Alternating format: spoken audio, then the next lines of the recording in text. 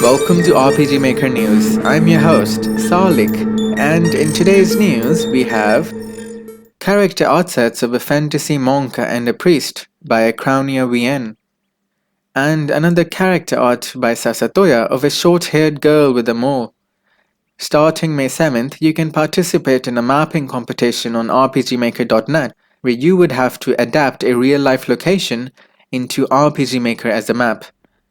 Monarch, a new RPG roguelike game where you play as a fleeing monarch that's caught and forced to endure a hellish 100-floor prison, a prison with puzzles and demons around every corner.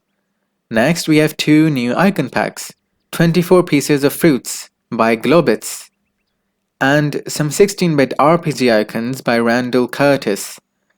Next, we have a pack of horror ambience music by Argon Devil Guide Rods. Now this music pack is computer generated using a tool called Slider's Generative Soundscape Sequencer.